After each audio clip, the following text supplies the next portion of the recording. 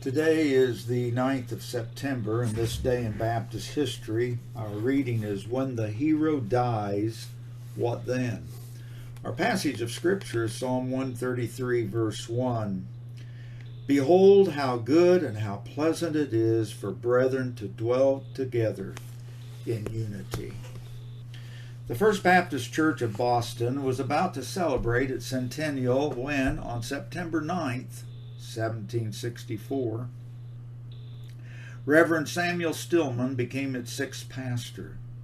The church, the fourth oldest Baptist church in America, had endured years of persecution, periods of decline, and seasons of refreshing in its history.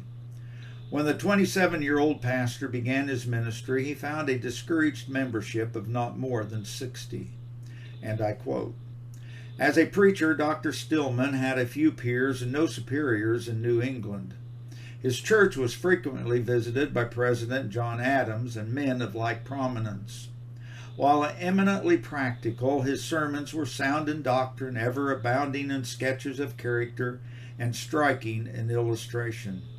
Dignified and discreet, he was yet full of spiritual joyousness that was exceedingly refreshing to behold, and he was never out of the reach of those who claimed his interest or compassion." End of quote.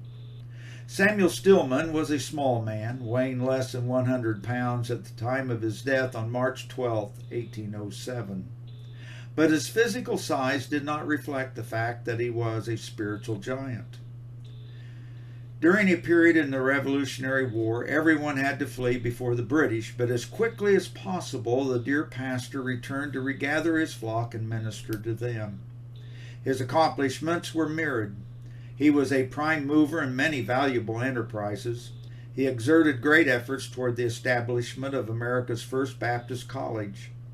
In 1767, he was in the vanguard for the establishment of the Warren Baptist Association, an organized effort to assist Baptist churches who were being abused in the church-state entanglement in New England. In 1802, 10 years before the Judsons and Luther Rice were sent out as missionaries, Reverend Stillman, along with 5 other Baptist pastors, led in the organization of the Massachusetts Baptist Missionary Society. In such a brief assessment, it would be impossible to list all of the accomplishments of this dear man of God. 2 great waves of revival swept over First Baptist Church of Boston during his tenure of service.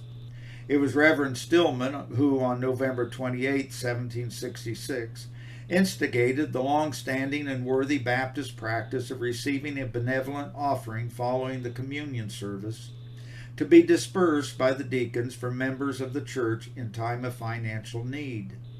I must also point out that during those days, and I quote, "the meeting houses were seldom warmed. The First Parish Church of Boston Congregational had a stove put into its house in 1773. It was considered a dangerous innovation and was followed very slowly." End of quote. It is hard for us to conceive of having to preach in the cold of a New England winter in an unheated building. But Reverend Stillman and the other pastors of his day endured that task continually. It is no wonder that so many of them had lung problems.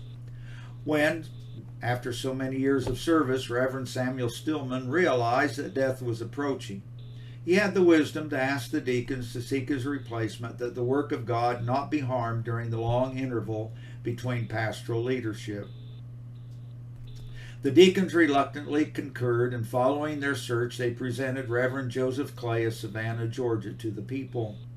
Reverend Clay received a unanimous call, but before he arrived in Boston, the Lord had called Reverend Stillman to himself. His death occurred on March 12, 1807. The little man with a delicate constitution had outlived all his contemporaries in the ministry in Boston.